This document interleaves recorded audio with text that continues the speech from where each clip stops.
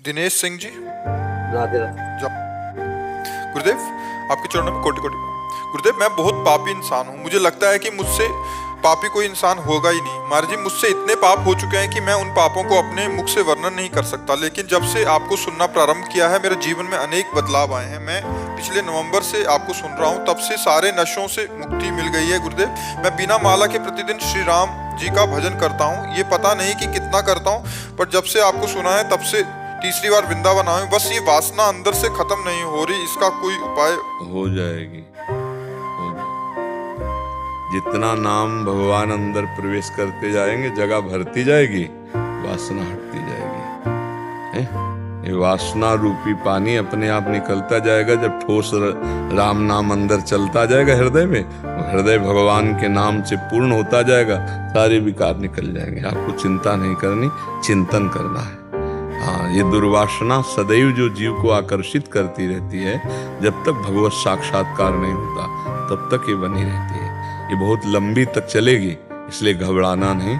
नाम जप करते रहना, भगवान के आश्रित रहना, तो उनकी कृपा से सब ठीक हो जाएगा, सब बढ़िया हो जाएगा। दुर्वासना हमको अब घसीट नहीं सकती। ये विश्वास करो, हम भगवान की शरण में हैं।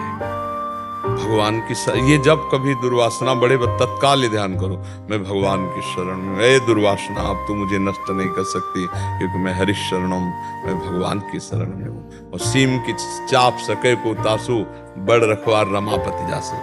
भगवान जिसके रखवारे हैं, उसको ये दुर्वासना क्या बिगाड़ पाएगी। मस्ती लाओ, भगवान के चरणों की शरणागति। काम के कारण थोड़ा सा नियम नहीं बन पाता। जैसे सुबह देखो, भगवान को सबसे ज्यादा स्मृति प्रिय है। स्मृति तो सोते जाते, तो बस फिर हम जो भी कार्य कर रहे हैं, गृहस्थी में बैठकर भजन करने का समय ना मिले तो कोई शोक का विषय नहीं है। हाँ, जो काम कर रहे हैं वो नाम जप करते हुए कर रहे हैं, बस सबसे बड़ा भजन हो जाएगा। बात समझो, आसन में बैठ करके ये विरक्तों के लिए, गृहस्थों के लिए फावड़ा चला रहे हैं, राम राम। जो काम कर रहे हैं भगवान का स्मरण करते हुए, बहुत बढ़िया भजन है, बहुत बढ़िया भक्ति हो जाएगी अगर इसको करना सीख जाए। एक एक कवल में राधा ये पता नहीं, लेकिन ये तो नहीं, अभ्यास करते रहो। हाँ, और सबसे बढ़िया धन्यवाद है कि आप अपने जीवन को सार्थक कर रहे हैं। बुरे आचरण छोड़ दिए, गंदी बातें छोड़ दी, अब आपका जीवन पवित्र हो रहा है, आप भगवान की तरफ बढ़ रहे हैं, धन्य हो जाएगा जीवन। नहीं तो फिर वही सूकर कुकर की योनियों में जाना पड़ता। पक्का समझो, जो मनुष्य देह प्राप्त करके असत आचरण करता है, उसकी दुर्गति। जो न तरे भव सागर, अस समाज नर पाए, स्वत निंदक मंदमति आत्महनन गति जाए।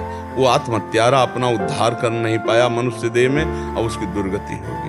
अगर आप नाम जप कर रहे हो, फिर शरीर छूट जाता है, और अगर कमी रह गई है तो अगला जन्म ऐसे कुल में होगा जहाँ भगवान की भक्ति का वातावरण होगा, और जन्म से ही भगवान की भक्ति में बढ़कर भगवान को प्राप्त कर लोगे। इसमें घाटा नहीं होगा। पर जो भजन ही नहीं करते, गंदे आचरण करते, उनका जीवन व्यर्थ जा रहा है। तो सत्संग उनके जीवन को सार्थक कर रहा है। हम तो ये कह रहे हैं, अगर 5 मिनट भी पूरे दिन में भजन करने लगा कोई, तो जीवन की शुभ की शुरुआत कर दी। 24 घंटे में 5 मिनट बोला राधा राधा कृष्ण कृष्ण हरि हरि, उसने जीवन में मंगल बीज बो दिया। अब उसका अमंगल जो है वो नष्ट होना प्रारंभ हो जाएगा। 5 मिनट। और कहीं कोई चलते फिरते उठते बैठते नाम जप कर रहा है तो क्या कहना, सातरत सा लोकान तारेते।